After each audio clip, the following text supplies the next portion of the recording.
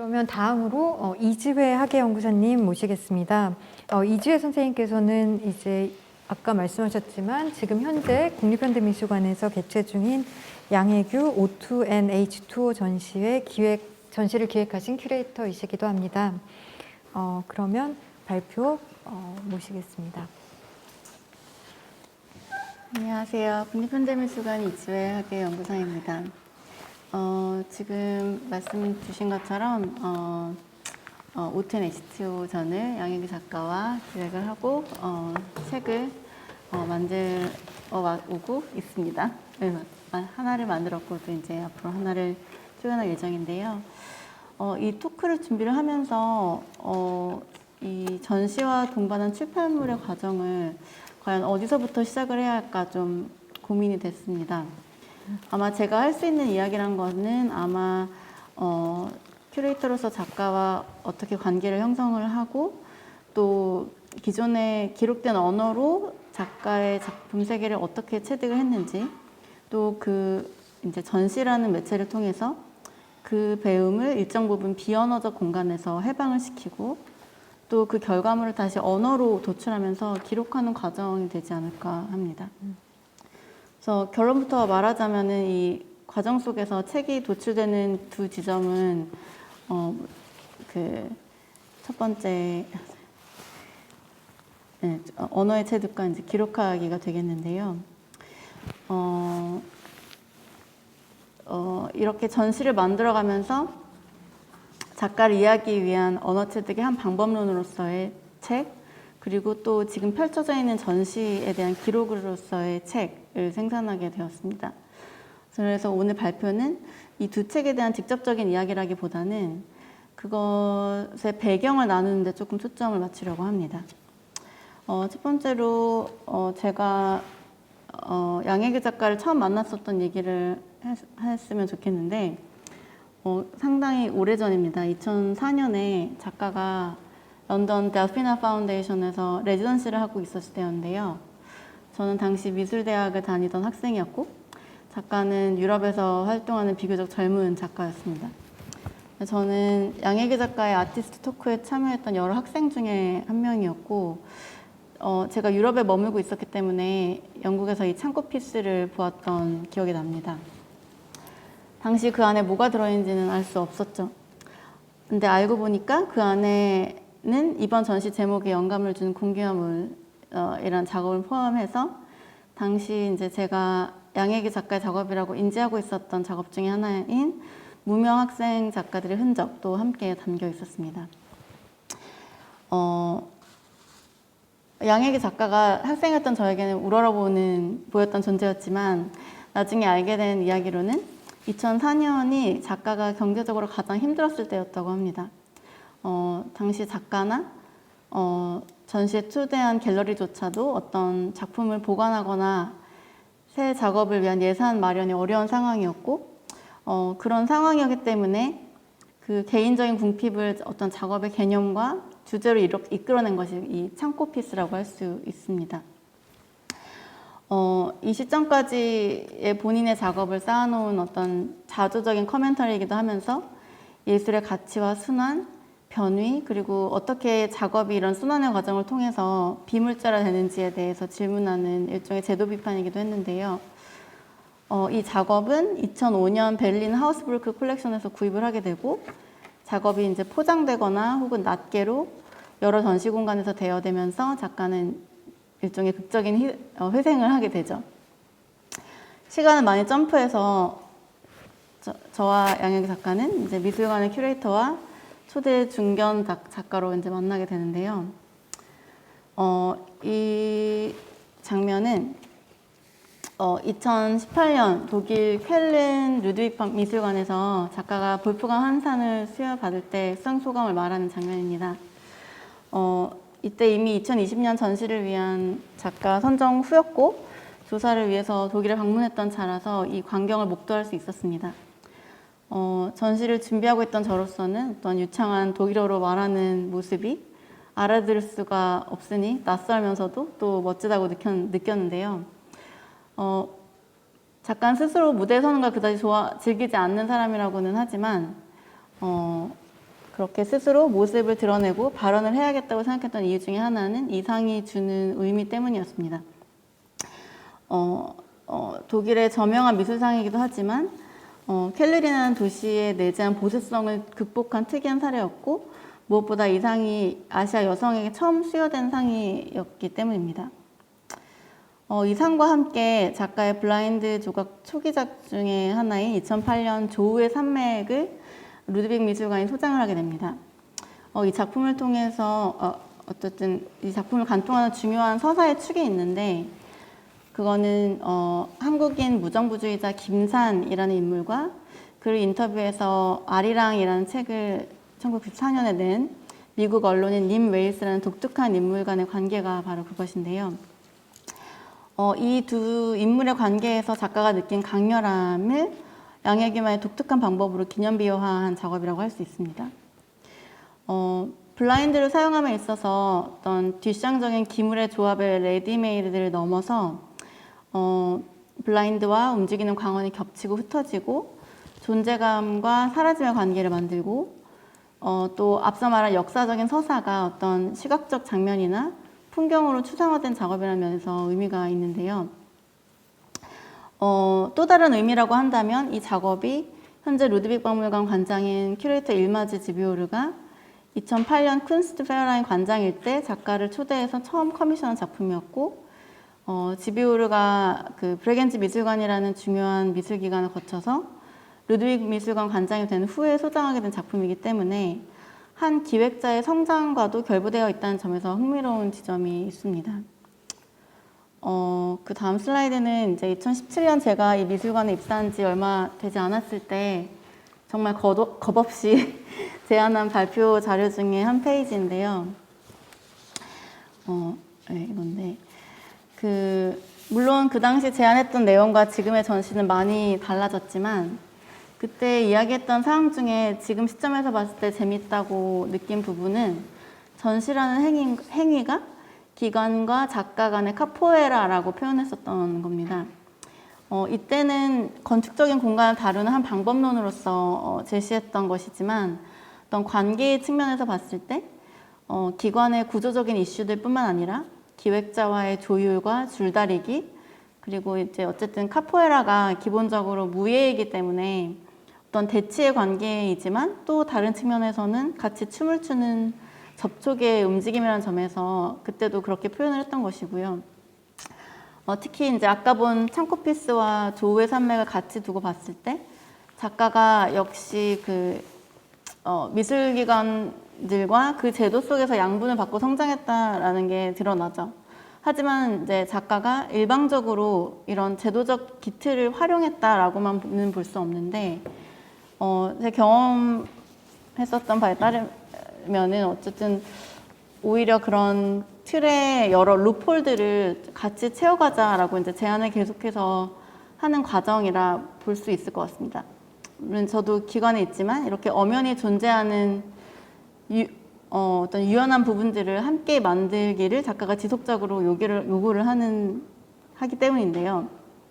그 과정이 물론 쉽지 않고 수많은 중재와 소통과 오해, 갈등, 화해, 연대, 또 어떤 붙도끼 같은 다사다난한 여정이 있을 수밖에 없는 그런 관계라고 할 수 있습니다. 어쨌든 그렇게 현대차 시리즈 작가로 선정되고 3년간 이렇게 전시를 만들어 오면서 물론 이제 온전히 집중한 시간은 한정적일 수 있겠지만 그 전시를 만들m에 있어서 선행적으로 작가의 작품 세계를 이해하고 그 언어를 체득하기 위해서 다르게 말하면은 이제 가능한 한 가장 효율적인 소통을 하기 위해서 노력했던 시간이 이 선집이란 모노그래프의 결과물로 나왔다고 볼 수 있을 것 같습니다.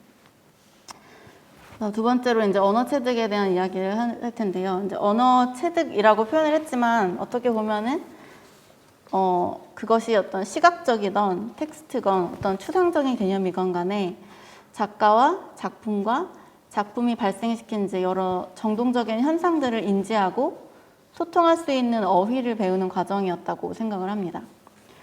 이제 특히 2018년 볼프강상의 수상과 함께 루드빅 미술관에서 대규모 회고전이 있었고 그때 이제 90년대 구작을 재제작하기도 하면서 작가가 자기 역사성에 대한 생각을 많이 하고 있었던 차였고, 그렇기 때문에 이제 외국어로 생산된 방대한 양의 자료와 비평글들이 있는데 비해서 한국어로 온전히 텍스트가 번역된 사례는 지극히 드물다라는 문제의식에서 선집이라는 포맷을 시작하게 된 것인데요. 먼저 대표님께서도 아까 말씀하셨지만 이 한국어 선집을 본인의 수건 사업이다라고 할 정도로 작가의 강한 의지가 있었고, 저로서는 이제 에디토리얼이라는 구조를 활용해서 이 사람의 세계를 어떤 국제 미술계라는 시공간의 관계망 속에서 파악해보고 싶은 의지가 있었습니다. 그리고 당시만 해도 이제 미술관 발행 책의 유통이 미술관으로 한정되어 있었기 때문에 이런 큰 프로젝트를 앞두고 효과적인 보급을 위해서 공통 출판이라는 형식을 취하고자 했고, 그래서 사실은 초반에는 여러 공동 편집자와 출판사를 고려하기도 했었습니다. 그런데 현실문화에서 출간된 절대멜랑 이후에 텍스트가 위주로 된 거의 10년 만에 출판 프로젝트라는 연결상상의 맥락이 있었고, 또 아까 잠깐 언급됐지만 이런 구축된 유대와 신뢰의 토대 안에서 만들어지는 책이 의미 있다는 판단해서 이제 김수기 대표님과 정진열 디자이너님과의 협업이 적절할 것이다라는 의견이 모아지게 된 것이죠. 그래서 글의 선별에 있어서는 먼저 시스테마틱하게 접근을 했었다고 봐야 될 것 같습니다. 먼저 연대별로 가능성 있는 글들을 모두 모았고, 그 중에서 36편으로 출연하는 과정에서 이제 뭐 리뷰라든지 비평글, 대담 같은 어떤 글의 유형과 맥락에 따라서 좀 다양하게 안배되도록 구성을 했고요.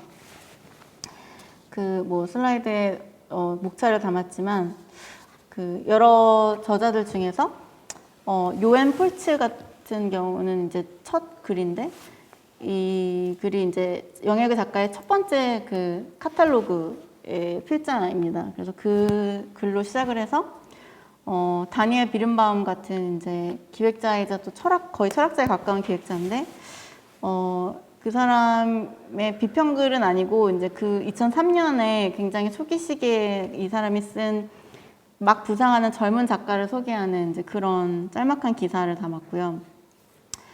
또 비평가 마리나 비슈미츠라는 사람은 이제 아까 이게 이제 김수기 대표님이 개입을 하셨던 부분인데, 초기에는 이 사람의 좀 방대한 양의 글을 담고자 했었는데 그것이 톤과 좀 맞지 않아서 글쓰기라는 행위에 조금 더 초점이 맞춰진, 또 정확하게는 이제 언어와 오브제의 관계에 대해서 쓴 그 글로 대체를 하게 됐고, 또 톰 맥도널라는 저자는 블라인드 조각의 모호한 어법에 대해서 다루게 됐습니다. 그리고 또 5년 전에 리움 전시에 실렸던 니콜라 브리오의 글도 담았는데, 뭐 사변적 실제론이나 트랜스휴먼, 인류세 같은 개념들로 작가의 의인화되는 조각을 말했고요. 또 아까 언급했던 일마즈 지비오르 같은 기획자들과 작가의 대담에서는 전시를 준비하는 과정 속에서 작가가 직접 말하는 작품에 대한 생각을 직접 볼 수 있게 했습니다. 그리고 책의 편집에 있어서는 각 글의 머리에 이렇게 저자에 대한 소개를 했는데, 단순한 양력보다는 조금 더 친절한 배경을 안내하고 싶었습니다. 그래서 각 저자가 양혜교 작가를 어떤 계기로 만났고 어떤 일을 함께 했는지, 또 이 글에서 무엇을 말하고 있는지 간략하게 요약을 했습니다. 그래서 이렇게 방대한 양의 책을 꿰는 하나의 장치로 이 페이지를 각 글의 앞마다 삽입을 했고요. 이 글 같은 경우는 김현진, 김장원 선생님과 사동 30번지라는 전시에 대해서 나누는 대담이고, 또 이렇게 동료 작가 지미 더함 혹은 레이안 타백과 함께 진행한 대담, 여기서는 이제 작가들 간의 교류의 면모도 볼 수가 있고요. 또 패트리샤 팔기아르 같은 경우는 춤과 움직임에 대한 에세이로 이제 학자적인 심도도 담았고, H.G. 마스터스 같이 저널리즘적인 접근을 담은 글도 있고, 또 린 쿡 같은 경우는 작가의 공예적인 측면에 초점을 두었는데, 가사노동과 공예의 젠더화에 대한 저항으로 작가적인 수행을 발생했다고 보고 있습니다. 그래서 이 선집 제작에 있어서 에디토리얼을 하나의 방법론으로 상정하고 접근했던 방식에 대해서 크게 영감을 둔 두 개의 작업이 있는데, 하나는 아까 앞서 말한 루드빅 박물관 전시와 함께 나온 캐탈로그 레조네입니다. 총 1444개의 작품을 총망라하는 야심찬 책이고, 또 다른 하나는 정도련 선생님의 양해규 사전입니다. 아까 잠깐 말씀하셨는데 어쨌든 본질적으로 비언어적인 미술 작업의 행위 방식 그리고 특성, 효과들을 어떤 작가가 흩뿌리는 어휘에 기인해서 용어집이라는 형태로 편집을 한 것인데요. 주관적인 생각의 흐름을 언어화하는 과정, 사전 특유의 객관성 그리고 사전 특유의 객관성 사이에서 흥미로운 지점들을 발생시키는 글이고, 2008년, 2013년에 첫 번째와 두 번째 사전을 만들었기 때문에 이번 책을 위해서 독일 그 루드빅 오프닝에서 정도련 선생님을 만났을 때 세 번째 사전을 써줄 수 있겠냐 의뢰를 드렸고, 그렇게 사전 3부작을 이 책에 실을 수 있었습니다. 공기와 물이라는 이 모노그래프의 제목은 사실 전시 제목이 O2 H2O로 정해진 후에 바뀐 건데요. 원래는 가름과 묶음이라는 가제를 가지고 있었습니다.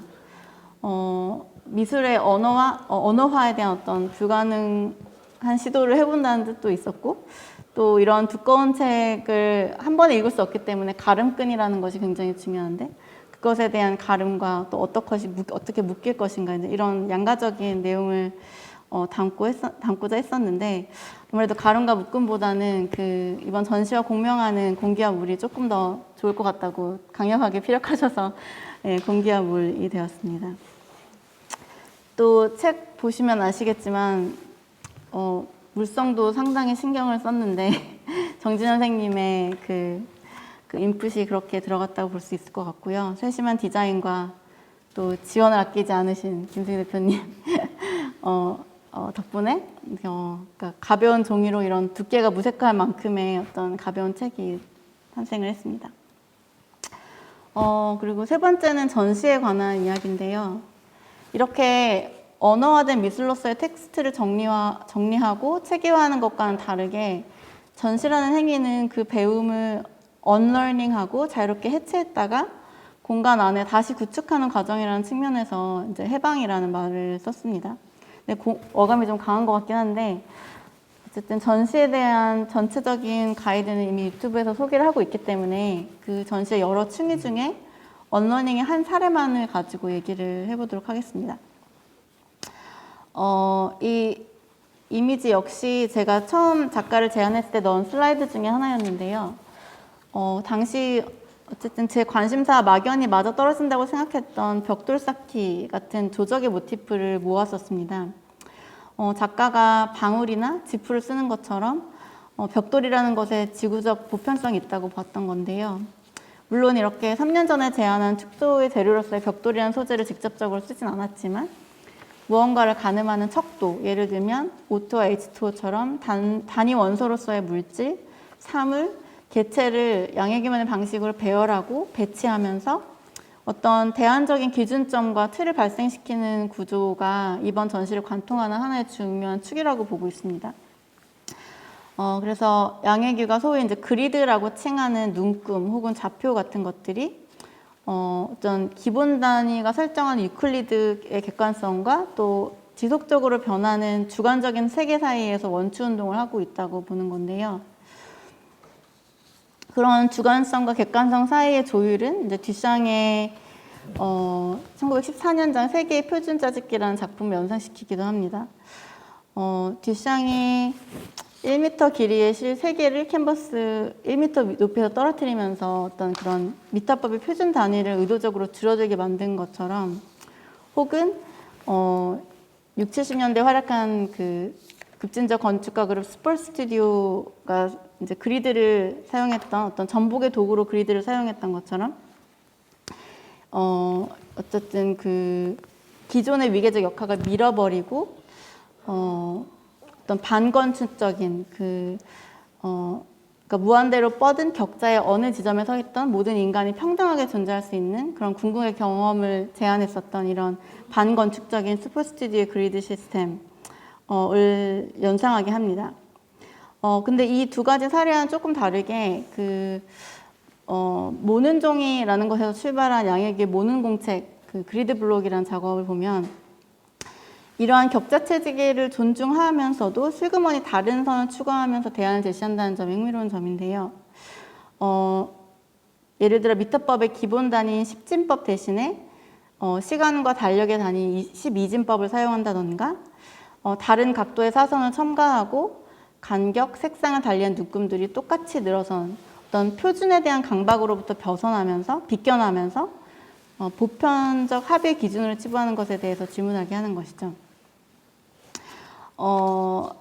그런 태도는 마치 만화경의 패턴이나 혹은 자연으로 발생하는 프랙탈의 구조처럼 양의 기회 그리드를 더 이상 단순한 좌표로는 지칭할 수 없는 자기 유사성을 지닌 특수한 시공간적인 체계라고 보는 겁니다.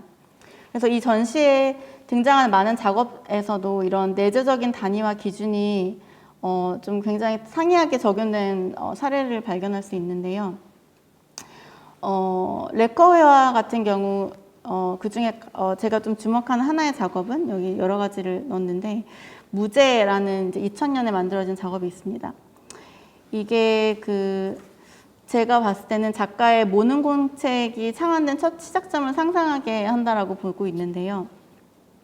이 무제라는 작업을 보면 이제 여러 장의 모는 종이가 오일을 먹어서 이제 포개져 있는데 이게 투명해지는 과정 속에서 격자의 앞과 뒤가 구별되지 않으면서 묘하게 이렇게 패턴을 그리게 됩니다. 이 작품이 이런 양해기식의 그리드 탄생의 순간을 직접적으로 이제 언급을 했다면은 이 레커 회화가 전시장에 쭉 들어서 있고 그것을 감싸는 크로마키 벽체 통로 같은 경우에는 이런 기준 단위의 변주가 형태 구현의 논리로서 어떻게 작동하는지를 드러냅니다. 작가는 어떻게 보면 이런 건축적인 요소인 입구를 하나의 공간 단위로 상정을 한 거고 이들의 각 높이와 깊이를 재현을 해서 오전 시실 한 편은 이제 길게 지으면서 미술관 벽 안에 건축적인 논리를 이제 고스란히 외부로 노출을 하는 것이죠. 또 이런 단위 설정에 따라 구축의 방법론이 성립되는 사례는 블라인드 조각에서도 찾을 수 있습니다. 이번 전시회는 서울박스의 침묵의 저장고 클릭된 속심이라는 작품과 또 오전 시실을 구성의 중요한 축으로 작동하는 솔로이 뒤집기 신작 두 점이 있는데 이 블라인드를 단위 삼아서 모듈을 구성하고 축조해서 완성한 거대한 설치작이 침묵의 저장고라면 솔루이트 뒤집기의 이 두 가지는 어쨌든 미니멀리즘 대가인 솔루이트 원작의 입방체 구조를 뒤집어서 금방 마무리해야 되는 어쨌든 이런 구축론의 측면에서 이 작업들이 만드는 어떤 축조의 방식은 아까 제가 처음에 얘기했었던 어떤 벽돌의 축조와는 좀 다른 어떻게 보면 종이접기에 가까운 기하학적인 추성이라고 할 수 있는데 저는 이제 여기서 작가가 계속 스스로 배워왔었던 혹은 스스로 답습했었던 오브제의 자세, 배치 이런 것들을 탈의미화하는 그런 과정이라고 보고 있는 것입니다. 그럼 동시에 그것이 미니멀리즘이라는 의미성을 그 기존의 존재에 대해서 뭔가 역설을 하거나 그냥 일방적인 해체가 아닌 그 의미성 자체를 변이하고 증식하면서 그 가능성을 자유롭게 탐닉한다라는 것에 의미가 있다라고 보고 있습니다. 마지막으로 이제 기록하기를 다룰 것인데 이 기록하기는 어떻게 보면은 지금 한창 제작 중인 도록에 대한 이야기를 할 수 있을 것 같은데요. 아직 책이 나오지 않았기 때문에 간단하게만 이야기를 하고 마치려고 합니다. 네, 이미 현실문화에서 단행본 내신 적인 양휘 선생님과 또 모노그래프의 공동 편집자로 초기에 작업학을 하고자 했다가 결국 도로의 필자로 초청된 이제 이용훈 선생님의 두 분의 이제 글이 들어가게 되고요. 또 그 책과 함께 여러 가지 이제 프로그램들이 이제 전시에서 돌아가고 있는데 그 중에 이제 제가 그 기록하기라고 이야기한 것 중에 이 마지막 3장에서 제가 전시가 어떤 해체의 방식 혹은 해방의 방식이라고 얘기를 했다면 그 기록하기는 다시 언어화하는 과정 이라고 할 수 있고 공간 안에서 실현된 전시가 이제 비평가의 시선이기도 하지만 또 다른 시선들 예를 들면 물리학자 김상욱 교수님이라든지 사회학자 김홍준 교수님 같이 좀 다른 시선에서 바라보는 그런 언어화들도 같이 다루고자 합니다.